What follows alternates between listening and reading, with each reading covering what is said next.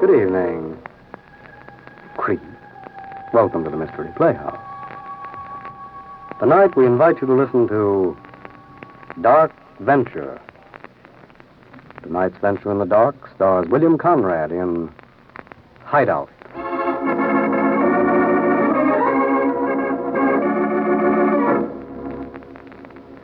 I just talked to the doc, Sam.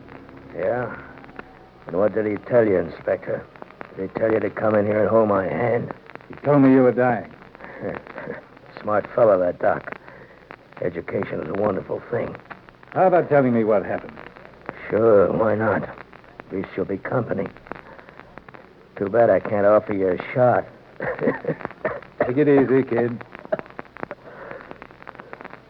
Look, don't act like a professional mourner crying your eyes out at 4 bits an hour. I don't feel so bad about dying as I thought. At least I'm fooling the old lady with the cards. Yeah, that time with the lady. That was the second time cards really were important in my life. The first time was that night of the big poker game. Till that night, I was just another tin horn floating around town, always ready to latch onto a quick buck. Matter of fact, I was leaving my room to go downstairs and buy a dope sheet for the next day's races when the phone started ringing. Yeah? Sam, this is Phil Collins. Oh, yeah, Mr. Collins. Look, you, want to make a few bucks? Why, sure. Why not? Come on over to room 612 at the Palace Hotel. I'm having a little poker game. Well, I'm afraid you got the wrong guy. I don't have the money to play in your league, Mr. Collins. Who said anything about playing? We need a boy to run out for sandwiches and keep his eye open for cops. You want the job? Okay. Get over here right away. And, say, just in case, you better bring a gun. I could use the dough all right, but the main reason I went was to watch one of Phil Collins' famous poker games. They were the talk of the whole town. Most of the big-shot gamblers and politicians played. There was nothing for $50,000 to change hands in one night. There were 3 other players besides Collins, but one of them, Mike Barnes, the political big shot, had a run of tough luck. And around midnight, he left to go across town to his apartment for more money. The 3 others just sat there with nothing to do. Sam? Yeah, Mr. Collins? Look, we can't play with 3 hands. How about you sitting in till Mike gets back? Oh, I only got $40 to my name. All right, so we'll cut the stakes down to a $5 limit. Okay, boys? Yeah. We don't want to sit here like dopes. Come on, sit down. Well, I don't know. $40 don't mean nothing to you guys, but to me... Sit down. We'll give you back what you lose. So I sat down. Me with $40 and these other guys with maybe 90 grand in front of them. My collar felt tight and I couldn't breathe so good. And when Phil dealt out the cards, my fingers started shaking. What's the matter, Sam? Still worried about that $40?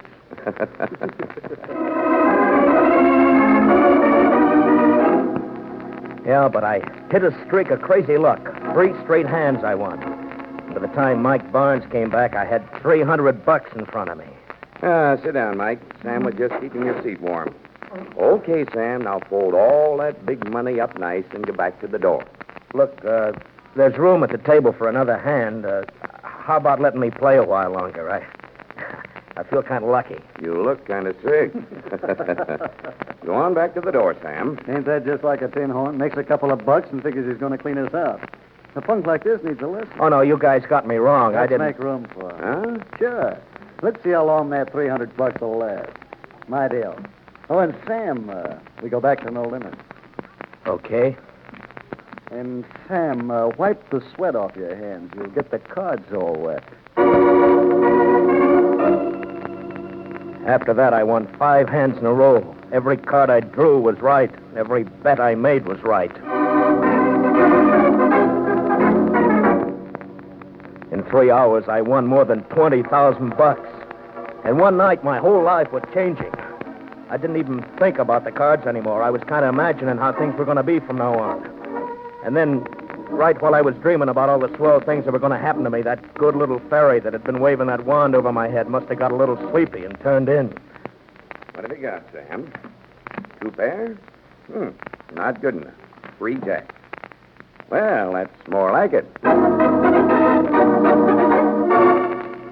And just like that, my luck changed. 1 minute sitting on top of the world, and the next minute sliding down the chute.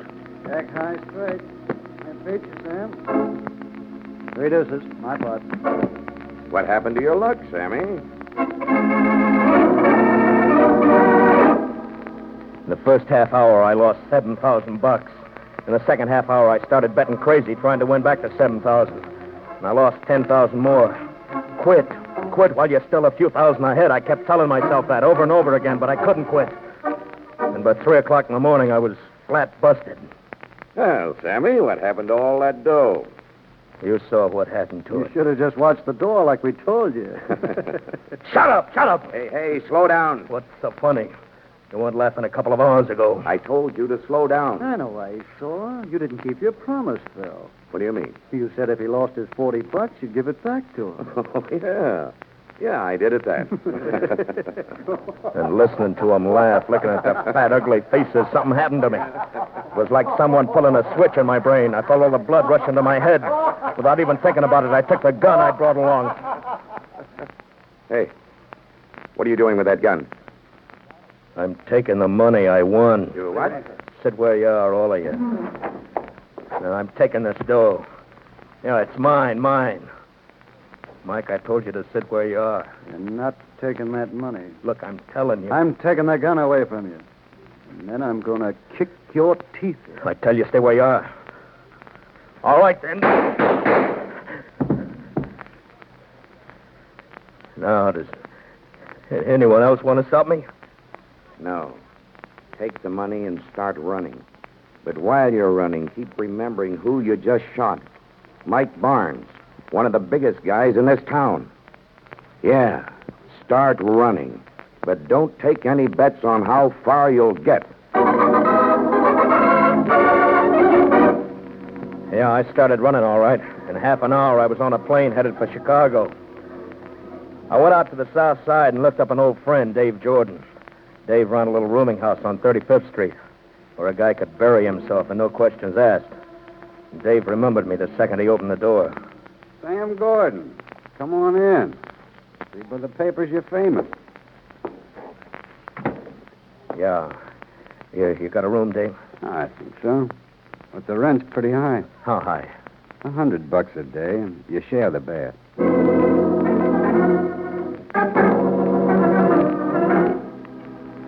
I didn't stick my nose out of that room for a month. But after a while, it started getting me, being cooped up all the time. And 3 nights ago, I just couldn't take it anymore. I decided it was all right to go for a little walk. I walked around for maybe half an hour, just breathing in the fresh air. I'd left my money back in the room just to make sure that I wouldn't weaken and go in some bar. And then, on my way back, I saw this little side street carnival, and I couldn't resist going over to it and walking down the little midway. It was almost midnight, and there weren't many people around, but it sure felt good just seeing the lights again. How about trying your luck with the dots, buddy? 3 for a dime. Huh? Oh, no, thanks. Oh, well, look at the prizes you can win. I got some dandies. No, I ain't interested. You would be if you came over. What? What do you want? Sit down. I don't care if you throw the darts or not. I just work here, and I only wanted to put you wise. Put me wise for what? You must be hot. What do you mean? Ever since you came on the midway, that cop's been following you. I turned quick, and there he was. Just a plain cop, not 20 feet away. Looking as though he couldn't decide about me. I could almost see him thumbing through his mind, trying to figure where he'd seen my face before. I started down the midway, trying to keep from running. And he called after me. Hey, fella, wait. I want to talk to you. I kept on going, I acted as if I didn't know he was calling me. A small crowd came out of one of the sideshows, and I mingled with it. Then I saw a little shack, and the door had a little sign on it. Welcome. Yeah, that was for me. You have come for a reading? What? You have come to Madame Zara for a reading? Oh, yeah. That's right, a reading. Come with me into my inner room. Okay. Right through this raceway. Sit down here. It is quiet here and dark. The mind can be at rest. Yeah, it's swell in here. You want just a reading of the cards? Or are you in need of special counseling? No, just a card reading. That'll be okay.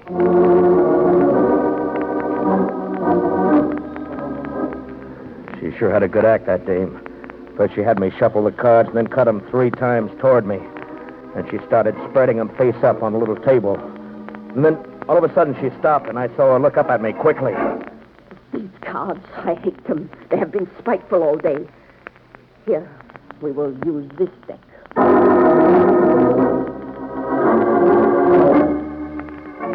She broke open a new deck and then things seemed to go right.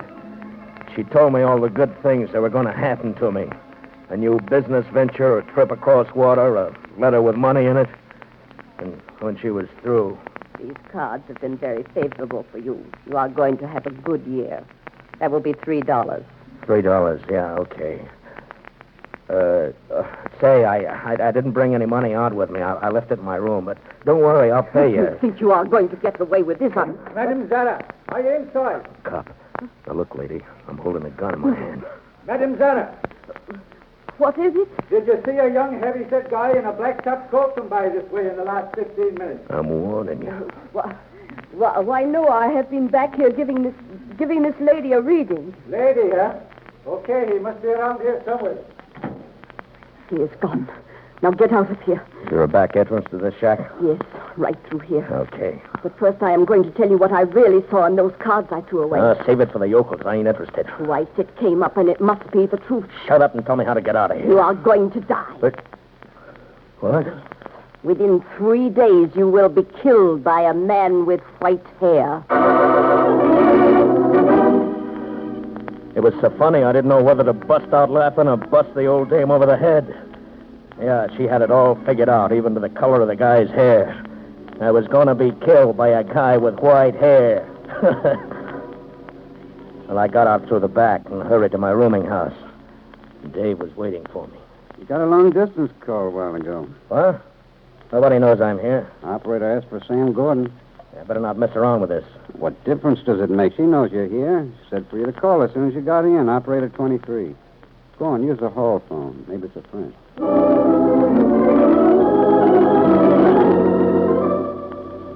I called Operator 23, and she had a long-distance call for me, all right, from New York. But nobody knew I was here. What was going on? It took her a couple of minutes to complete the call, and I just stood there trying to figure out who it could be. Finally, she said she had my party. Hello, Sammy. Collins. I called you before. You were out. With all those cops looking for you, that's not very smart. What do you want? You didn't think I'd forgotten about you, did you, Sammy? How did you know I was here? I got ways of finding out. The reason I phoned, I've arranged for a guy to pay a little call on you to kind of settle things, you know? Yeah? Maybe you think I'm going to stay here and wait for your guy. No, that's why I called you. I know you'll start running. I want you to run. A man sweats when he runs, Sammy, and I like to think of you sweating. Of course, you could go to the cops, but then that wouldn't be so good either, would it? Look, if you think I'm going to listen to you Wait with a it... second. Don't hang up yet. I want to tell you something about the guy I hired to kill you. Kill me. You've heard of him. Yeah, he's really got a reputation for doing a job. Look, I'm hanging up, so save your breath. Let me tell you his name. Whitey Burke. Whitey. The fortune teller.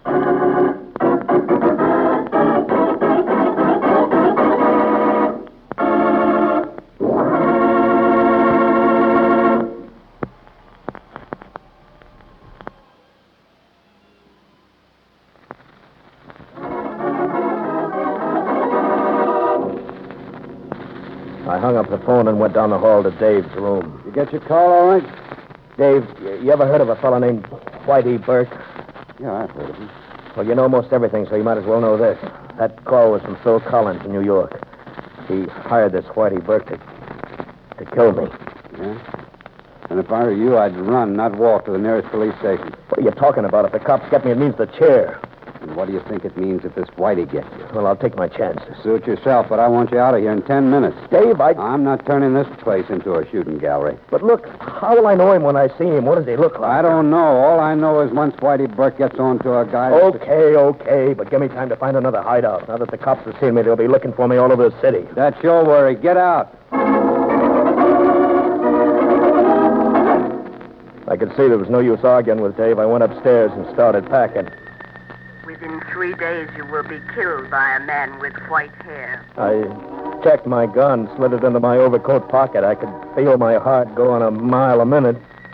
Within 3 days, you will be killed by a man with white hair. I had to stop thinking about that. I had to... Hey, police sirens.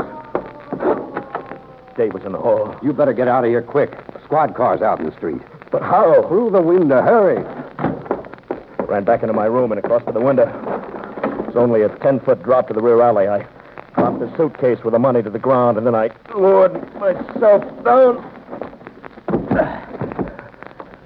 And as I straightened up, I saw someone standing in the shadows. He was walking toward me. I couldn't see much of him in the darkness. What do you want? Collins sent me to look you up. Let's take a walk. I couldn't move. It was like looking into the eyes of a snake. And then finally the spell broke. I crouched down and started running toward him. I caught him by surprise and he fell to the ground. I sprinted down the alley. I'd left the money, but I was safe. But for how long?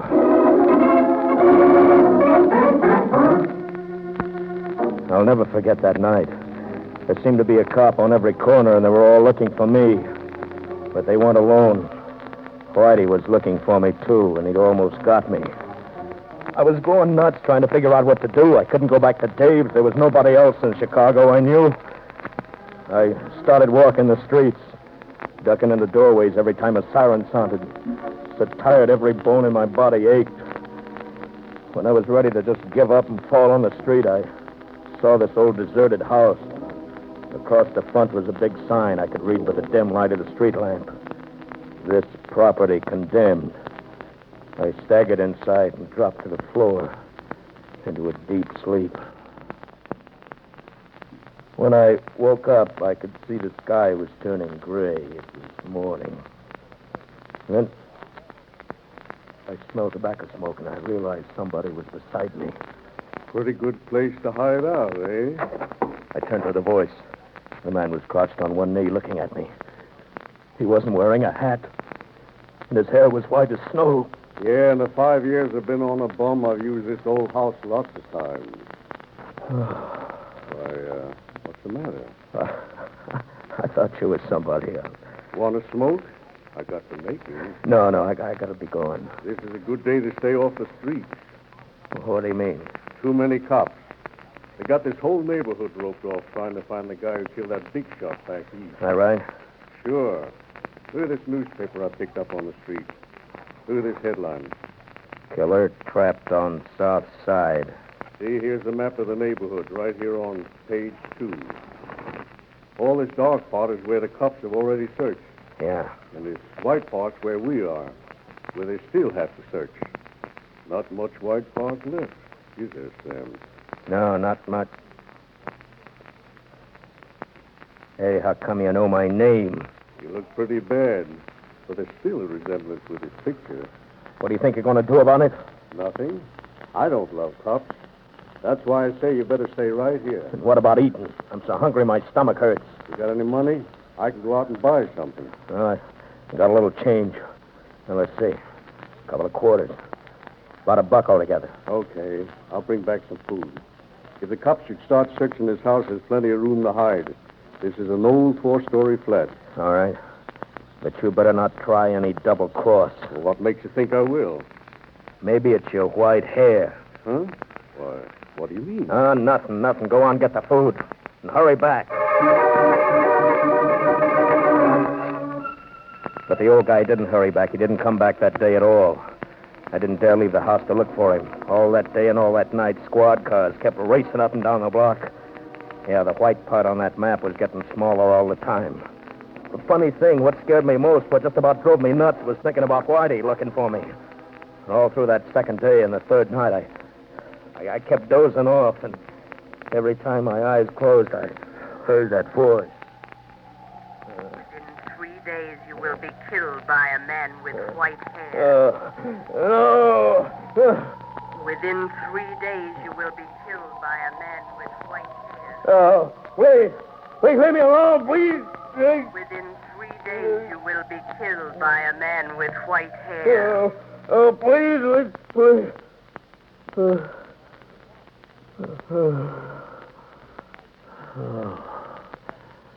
Only a dream.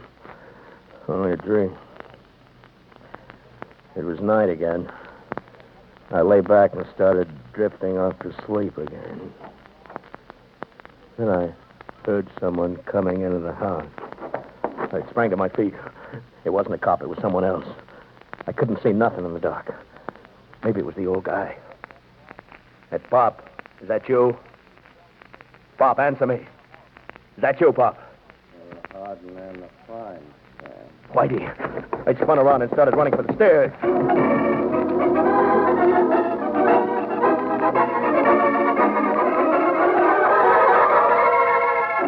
I was on the 4th floor. Whitey was coming up the steps behind me. I ran down the hall. I saw an open door, and I ran inside and slammed the door shut after me. I tried to find a lock for the door, but there wasn't any. And I ran to the window, 4 stories down the sidewalk. And I heard Whitey outside the door. What was I going to do? The door was opening. I couldn't stand it. Just waiting for him to kill me. I couldn't stand it. I couldn't... Ah!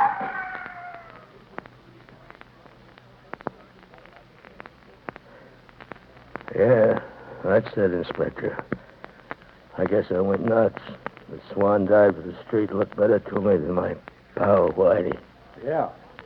Well, if it makes you feel any better, we caught Whitey when he was trying to leave that house. Too bad you never met him. You might not have jumped through the window. What do you mean?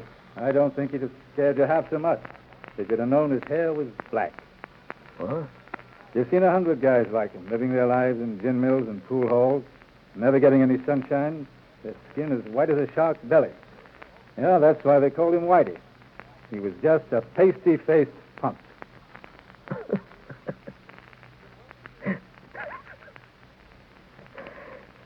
How do you like that? The old dame with the cards was wrong from the word go. Me gonna be killed by a guy with white hair.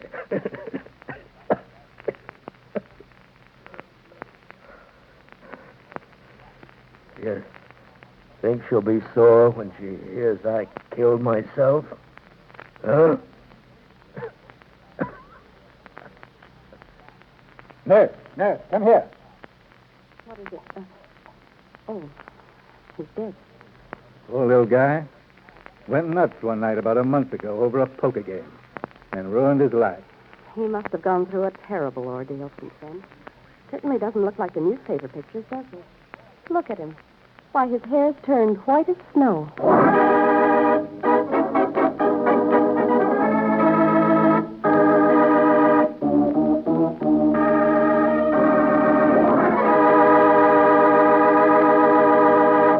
Dark Venture, tonight's performance in the Mystery Playhouse, has been a presentation of the United States Armed Forces Radio Service, the voice of information and education.